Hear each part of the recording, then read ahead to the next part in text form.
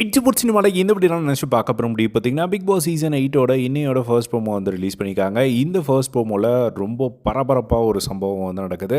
இப்போ தொழிலாளர்கள் எல்லாமே வெளியே இருக்கும்போது வந்து பார்த்திங்கன்னா பயங்கரமாக மழை வந்துடுது. அப்போது வந்து பார்த்திங்கன்னா அன்சிதா வந்து ஏதோ நான் போய் பண்ணுறேன் அப்படிங்கிற மாதிரி வந்து சொல்கிறாங்க. அதாவது அந்த சைக்கிள் நான் பெடல் பண்ணுறேன் அப்படின்னு சொல்கிறாங்க. அதுக்கு வந்து நீங்கள் பர்சனலான ஒரு விஷயத்துக்கெல்லாம் ஒன்றும் பண்ண தேவையில்லை அப்படிங்கிற மாதிரி சம்திங் வந்து அவங்க மஞ்சரி எல்லாருமே வந்து சொல்கிறாங்க.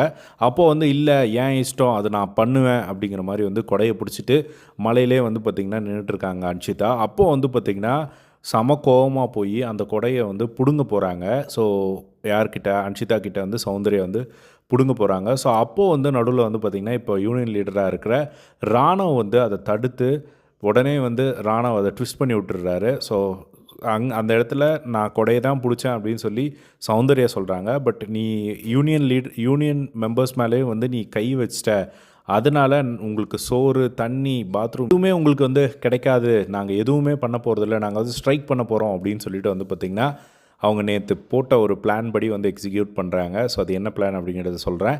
ஸோ இப்போது வந்து பார்த்திங்கன்னா அவங்க சொன்ன உடனே வந்து அந்த இடத்துல வந்து ட்ரிகர் ஆகுறாங்க சௌந்தர்யா ட்ரிகர் ஆகி நீ பார்த்தியா நான் கையெல்லாம் பிடிக்கவே இல்லை, நான் மேலே கை வைக்கவே இல்லை, நான் கொடையை தான் பிடிச்சேன், உனக்கு தெரிஞ்சால் பேசு, தெரியலனா சைலண்ட்டாக அவங்களே சொல்கிறாங்க நீ என்ன சொல்கிறது, உனக்கு தெரியலனா ஓரமாக போ அப்படின்னு சொல்லி பயங்கர கோபமாக வந்து சௌந்தர்யா வந்து ஒரு பக்கம் வந்து கத்துறாங்க.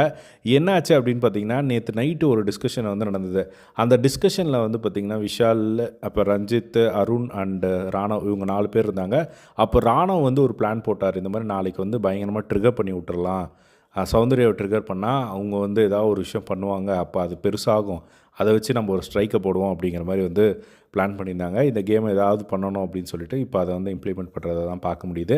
ஸோ அது எப்படி போகுது அப்படிங்கிறத வெயிட் பண்ணி வந்து பார்க்கலாம். ஸோ நீங்கள் இதை எப்படி பார்க்குறீங்க அப்படிங்கிறத கமெண்ட் பாக்ஸில் ஷேர் பண்ணுங்கள். இதே மாதிரி எல்லாம் பிக் பாஸ் அப்டேட்ஸ் தெரிஞ்சுக்க நம்மளோட சேனலை சப்ஸ்கிரைப் பண்ணி சப்போர்ட் பண்ணுங்கள். தேங்க்ஸ் ஃபார் வாட்சிங். பை.